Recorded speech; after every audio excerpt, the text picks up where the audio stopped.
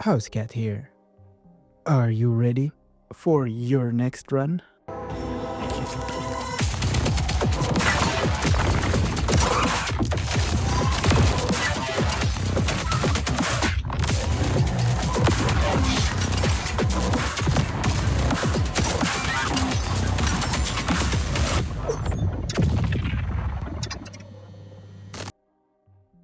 Seeing as I had a hot minute between getting my cheeks clapped by another low-rank Kazan chump and contemplating leaving my life behind to become a sheep herder in the Italian countryside, I figured I'd playtest Voidbreaker. This game is made by the solo developer studio Stubby Games, and that's an apt name seeing as the moment I started playing the game, it gave me the stubby. Daniel Stubbington, no, I'm not joking here, the solo dev of said studio is now bringing us the studio's next game, Voidbreaker. Think about that for a sec. One dude, one single mortal human, armed with what I'm guessing nothing more than copious amounts of caffeine and a dream. Meanwhile, AAA studios with hundreds of devs and a budget the size of the GDP of a small country are out here shipping games that crash as soon as you move your mouse a bit too fast. Anywhoosies, while big studios, manned by people like Neil Cuckman, are in the most expensive circle jerk to make the most bland PC slop they can, it's refreshing to see there are still some people with some passion in the industry. Speaking of passion, this is not Stubby Games' first game. The first game they released, or he released, was the Entropy Center, aka Portal, but you break time instead of space. As a big fan of Portal, it was a pleasant surprise and I spent close to 100 hours on that game. So, with all that said, I had to see what old Stubby's cooking up this time. Let's dive into the void. Now, what exactly is going on in Voidbreaker? Great question. Seeing as it's just a playtest, I don't have the full story yet. But let's go over the story so far. You wake up in a sci-fi goon cave of some giant cyberpunk IF looking shit snack only a mother can love. And it immediately gives you a minimum wage contract with fixed hours. What does your job entail? You dying a lot. Or as it's stated by the weirdly phallic obelisk, execute tasks continuously. So you go through some tutorial sections, you shoot some things, throw some things, collapse some things, steal some things, and do some gnarly grinds on some things. And by the end of the tutorial, you steal some corrupted cube that tells you all is not well in the extended parts of the goon cave. After proving you have above room temperature IQ, you get your own little studio apartment. Only problem is, the previous tenant has gone the way of the hamster and died in the damn drywall. Since the ghost of that hamster seems to keep bothering you by possessing your gun, you go looking for the physical remains of your drywall hamster to hear said ghost out.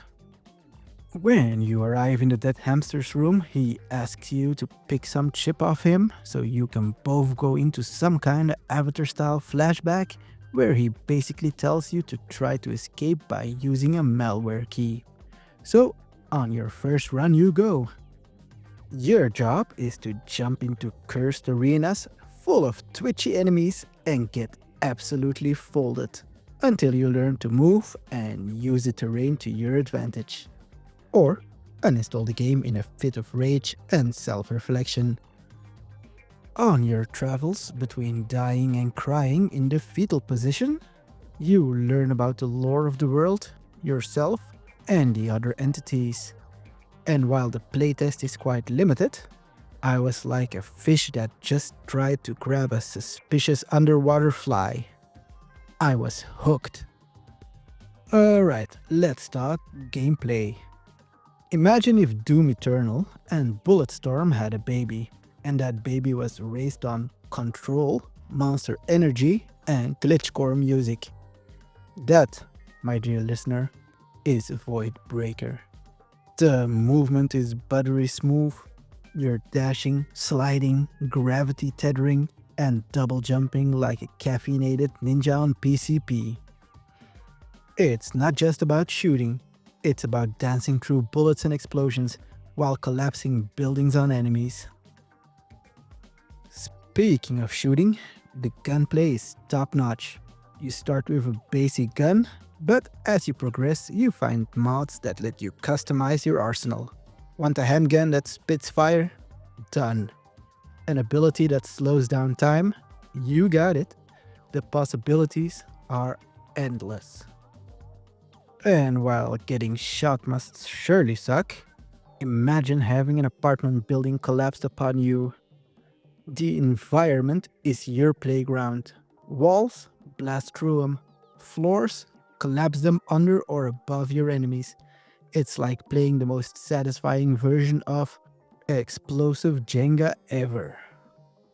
This game's destructibility is what Battlefields could have been if they focused on making good games instead of retconning history by having empathy chicks fight in World War II, or forgetting why people buy their games and launching a modern audience hero shooter without a scoreboard.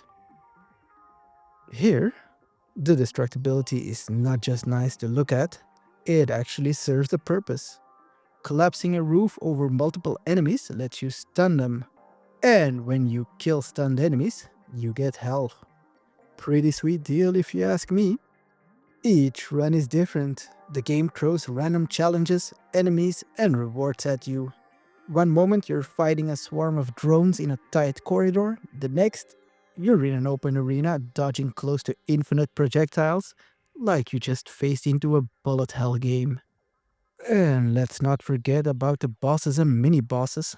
They're tough, they're mean, and they don't care about your feelings. They will gangstalk you until either of you is dead. So, how do you progress? You start your run, and the game creates a random map of connected islands with branching paths for you. Every island is a different experience, and you can have a completely different objective. I'm not gonna spoil it all for you, but for example, you can have the standard destroy all enemies, protect an objective, a mysterious obelisk, enemies, but with a twist, mini-boss, and much more. In short, Voidbreaker is a chaotic, fast-paced, and incredibly fun experience. It's the kind of game that makes you say, just one more run, and suddenly it's 3 AM. The fact that this is made by a single dev studio is, in my humble opinion, a testament to what passion can create when there is no C-level oversight. Voidbreaker may still be in early development, but it's already got more soul than half the AAA market combined. The movement slaps, the gunplay shreds, and the environments explode. And the future minimalist sci-fi tech vibes are to die for. Because, you will actually die a lot. You know what? Never mind. It's weird, chaotic, and unapologetically stylish. And most importantly, it's fun as hell.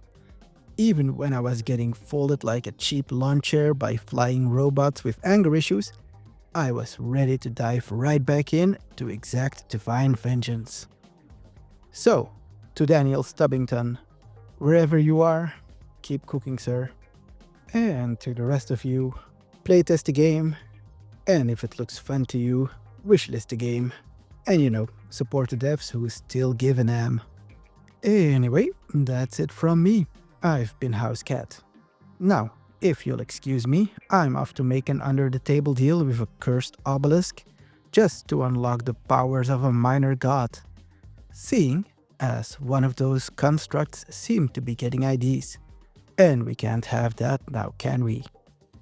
See y'all on the next run. Housecat out.